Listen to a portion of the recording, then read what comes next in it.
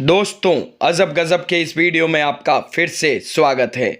आपने बहुत सारी अजीबोगरीब और रोचक किस्से कहानियां सुनी होगी, लेकिन आपको यह जानकर हैरानी होगी कि एक ऐसा व्यक्ति था जिसकी मौत के 29 साल बीत जाने के बाद भी उसके कटे सिर का इंतजार किया जा रहा है।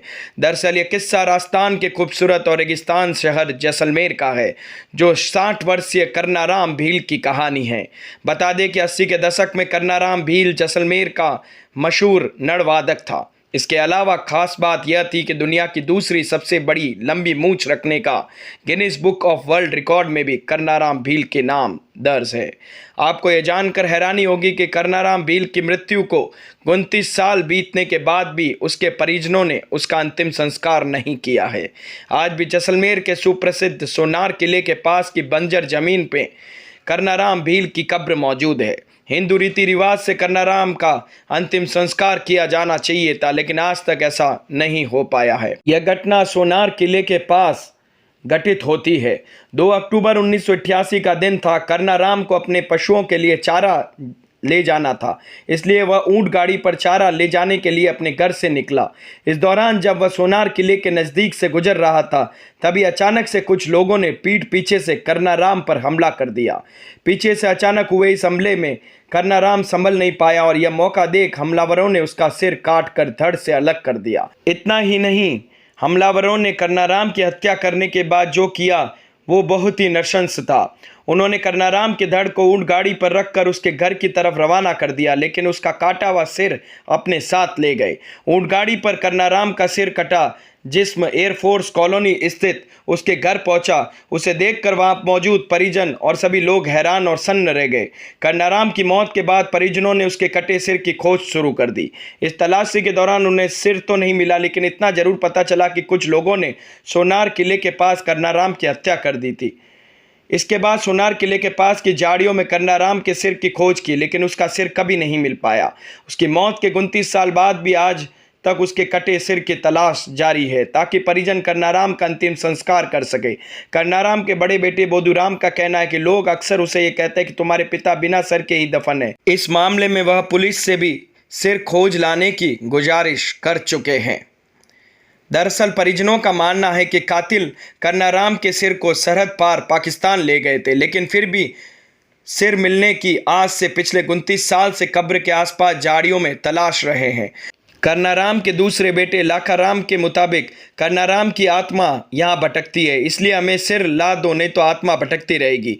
जानकारी के मुताबिक इंटेलिजेंस एजेंसी ने यह भी रिपोर्ट दी थी कि करनाराम का सिर काटकर हमलावर उसे धोरो के रास्ते पाकिस्तान ले गए, लेकिन एक ही रात में रेतीले टीले में एक जगह से दूसरी जगह शिफ्ट होने के कारण करनाराम का परिवार इस उम्मीद में टीलों को खाली जगह पर सिर की खोज करता है, और हो सकता है कातिलों ने करनाराम के सिर को इन्हीं टीलों में फेंक दिया हो। करनाराम को जानने वाले लोग उसकी बहादुरी के किस्से सुनाते हैं। उनके मुताबिक करनाराम को अकेले मारने का दम किसी इंसान में नहीं था। लोगों के मुताबिक उसे जरूर किसी साजिश के तहत मारा गया था।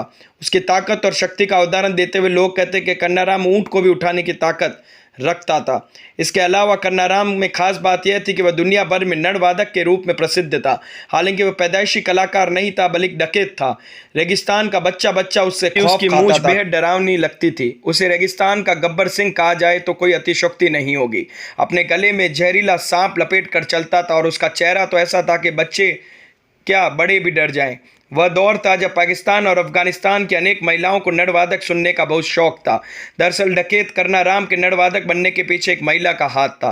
करनाराम अफगानिस्तान की एक लाली नाम की लड़की को दिल दे बैठा। उसी को नरवादक सुनाने के लिए वह नरवादक बन बैठा। करनाराम ने साल 1965 में जैसलमेर और बाड़मेर के बीच भूगांव में कोई ज़मीन खरीदी थी। इस ज़मीन के मालिकाना हक को लेकर करनाराम का इलियास नाम के एक शख्स से विवाद हो गया था। इस दौरान एक दिन क्रोधवश करनाराम ने इलियास को उसके बेटे के सामने ही गोली मार दी। इसके बाद इलियास के बेटे ने करनाराम से अपने पिता की मौत का बदला लेने की कसम खा ली। इसके बाद करनाराम को गिरफ्तार कर उम्र कैद की सजा सुनाई गई, लेकिन लोगों के मुताबिक करनाराम ने जैसलमेर की जेल को तोड़ वहां से फरार हो गया था। हालांकि कुछ दिन बाद कन्नाराम को गिरफ्तार किया गया, लेकिन कन्नाराम की लंबी मूंछ और नरवादक कला में निपुण होने के चलते उसे पैरोल पर छुट्टी मिल जाया करती थी।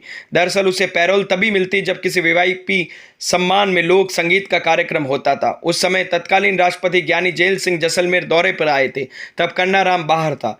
ज्ञानी जेल सिंह के सम्मान में कन्नाराम को नरवादन के लिए बुलाया गया। कहा जाता है कि तत्कालीन राष्ट्रपति ज्ञानी जेल सिंह कन्नाराम के नरवादन कला से इतने प्रभावित हुए कि उन्होंने कन्नाराम की सजा कम कर दी, लेकिन उसकी हत्या के 29 सालों बाद भी पुलिस कन्नाराम के कटे सिर के बारे में कुछ भी पता नहीं लगा सकी है।